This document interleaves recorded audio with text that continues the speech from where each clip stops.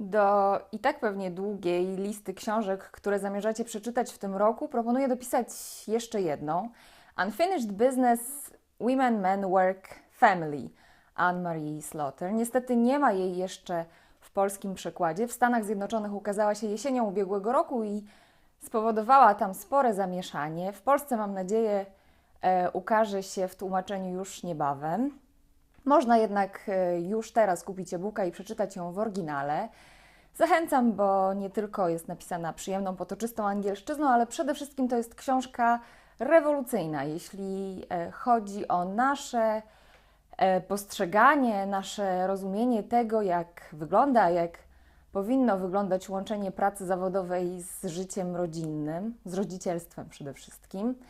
A nawet nie tyle zwykłej pracy, byle jakiej pracy, tylko pracy, w której nie rezygnuje się z awansu, ambicji, sukcesu, sławy i dobrych pieniędzy. Krótko mówiąc, z kariery zawodowej przez duże K. Tak jak nie zrezygnowała autorka tej książki, Anne-Marie Slaughter, która najpierw z powodzeniem łączyła wychowywanie dwóch synów z karierą akademicką, profesorki i dziekana na Uniwersytecie w Princeton, a później już z trochę większym trudem łączyła pracę na bardzo odpowiedzialnym i prestiżowym stanowisku głównej planistki w Departamencie Stanu za czasów Hillary Clinton z wychowaniem i opieką nad dziećmi, które nie przeniosły się razem z nią do Waszyngtonu. Zostały w Princeton razem ze swoim ojcem.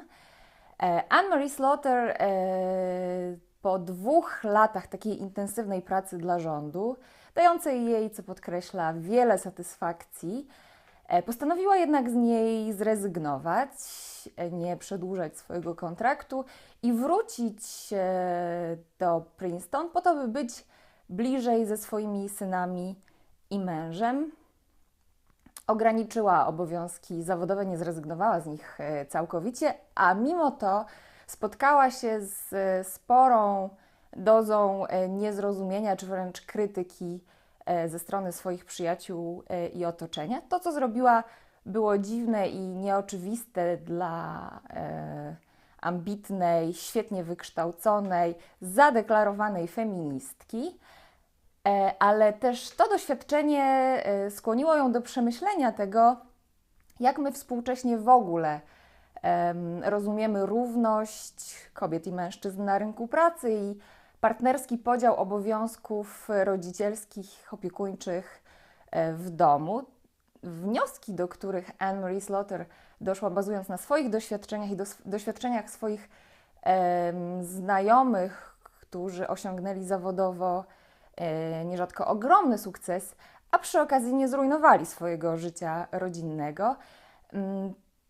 Te wszystkie doświadczenia poddane krytycznej analizie doprowadziły Anne-Marie Slaughter do kilku tyleż intrygujących, co nieoczywistych wniosków.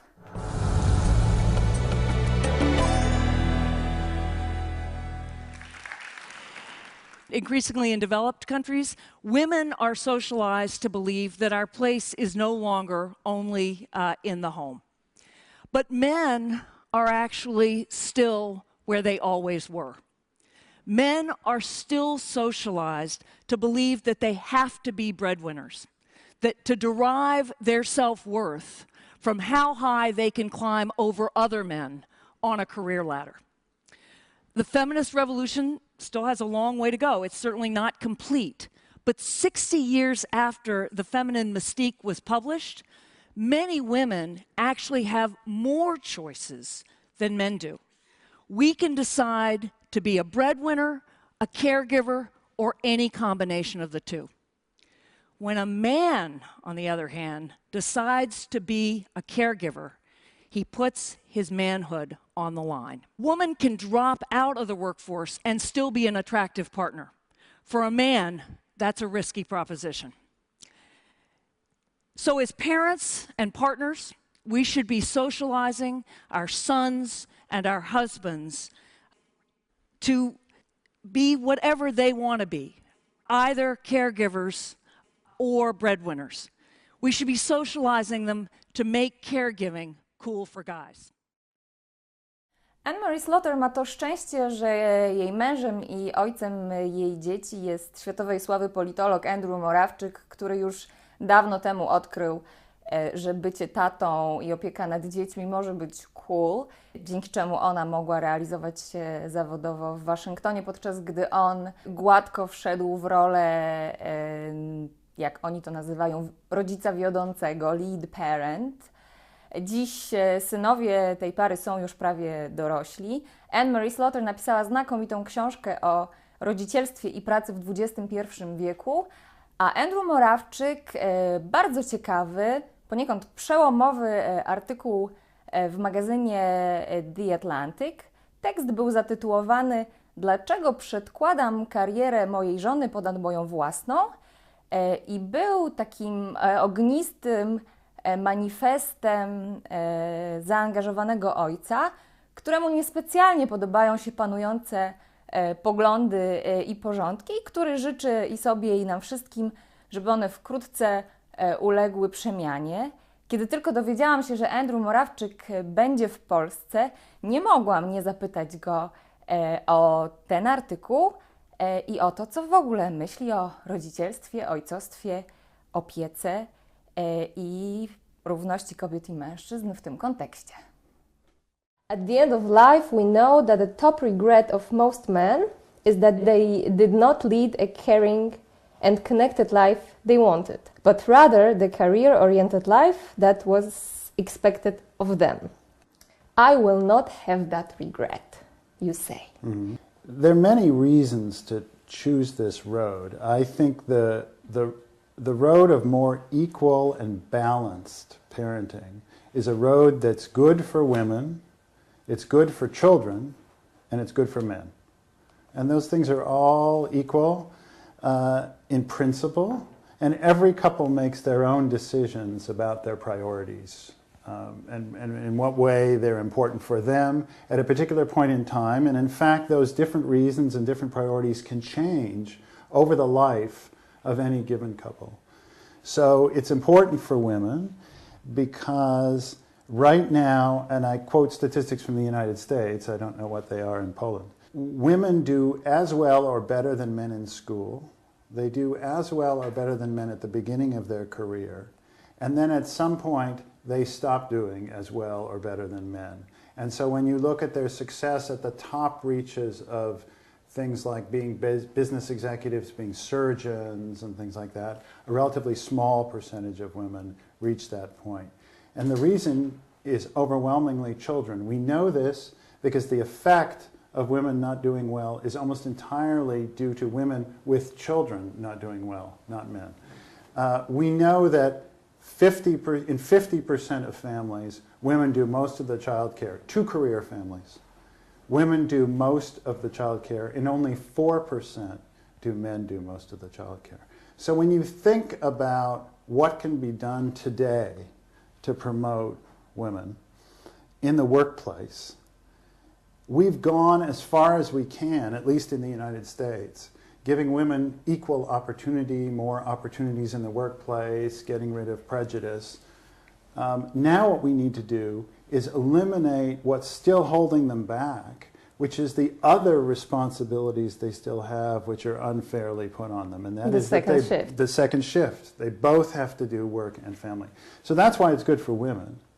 It's good for children because every family needs to find a way to care for children. And by bringing men into the picture, you create more options to do that. I think you create more options in the obvious way that parents have more time, more flexibility to take care of kids. But you also create more options because men have different ways of dealing with children. In every couple, the two people have different ways of dealing with kids, and so you have more options. And we can talk more about that. And finally, I think it's good for men, and that speaks to the last quotation. Well, we know that men are as trapped as women are in their role. So it's sometimes we think, oh, well, men have it all. They can just work and do what they want and go drink beer in the pub afterward. But in fact, men are trapped competing in the workplace without the opportunity, because of our social values, because of our expectations of them, indeed even because of women's expectations of men, they're trapped in a certain role. And when a man goes and becomes a primary caregiver or steps back from his career, particularly later in the life of a child, society looks at him as if he's odd. His boss looks at him as if he's odd. So we're giving men more choice, men more flexibility to be whatever they want to be.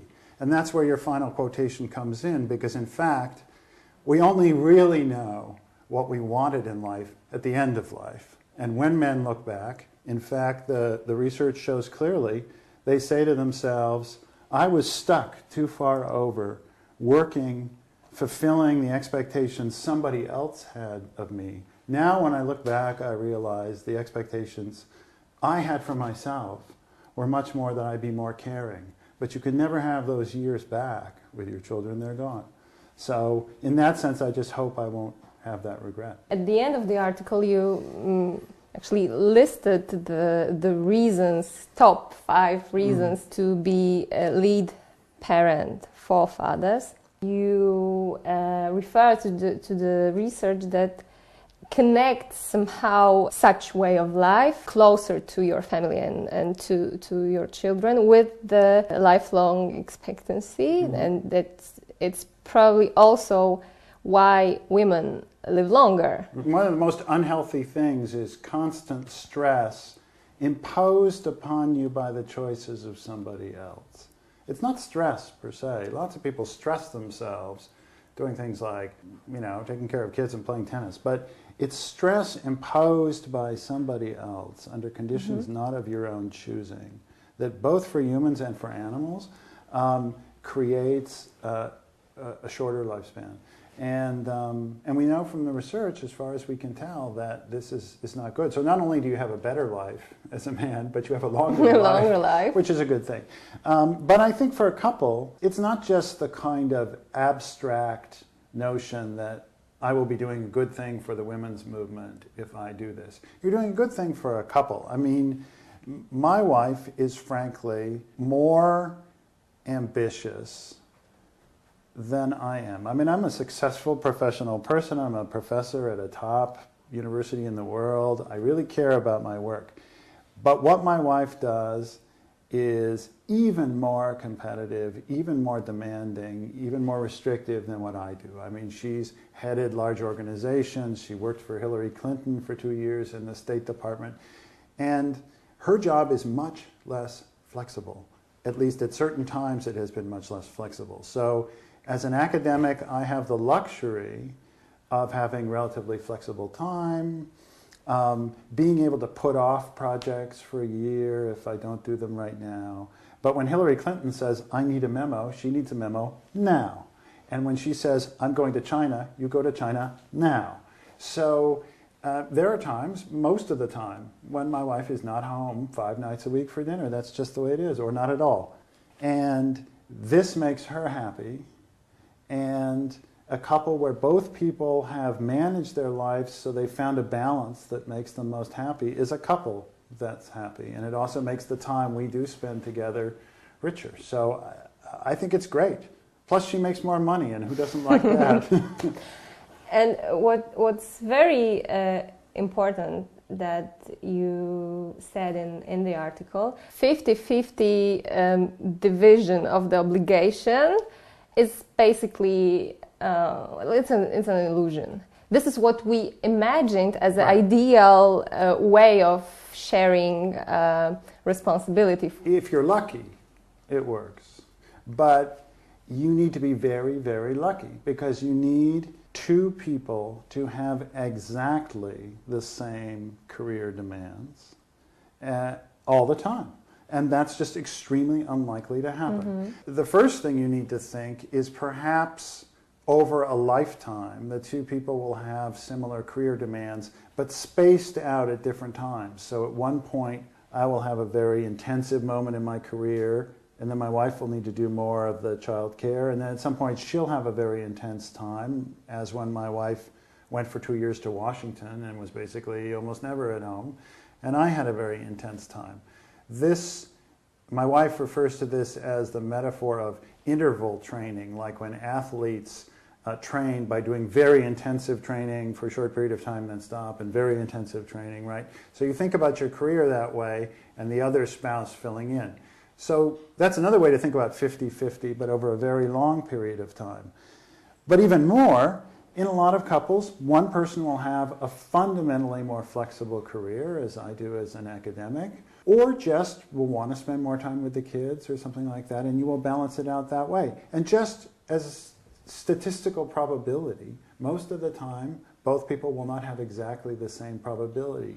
Now, the important thing is that you want the people in the couple to be able to make that decision on the basis of what makes them happiest in terms of their career and their family life, not on the basis of the arbitrary fact that one's a man and one's a woman.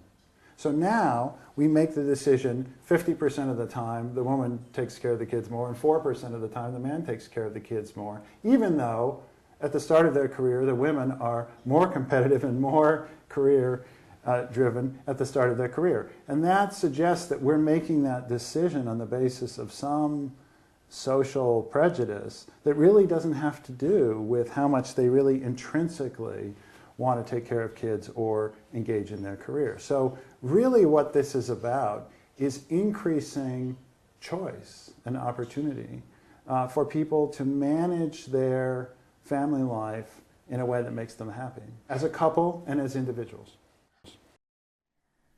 To tylko początek naszej długiej i myślę bardzo interesującej rozmowy z profesorem Moravczikiem. Zapis i tłumaczenie całego wywiadu możecie znaleźć już teraz na boska.matka.pl. Tam też linki do artykułów i wystąpień żony mojego rozmówcy, Anne-Marie Slaughter, a także do licznych dyskusji, które tej parze udało się wywołać i sprowokować. Dyskusji o tym, czy jak to mówią Amerykanie, you can have it all. Czy można zjeść ciastko i mieć ciastko, odnieść sukces zawodowy, nie tracąc jednocześnie, nie poświęcając udanego życia rodzinnego, bliskości ze swoimi dziećmi. Oni uważają, że można, a ja mam nadzieję, że mają rację.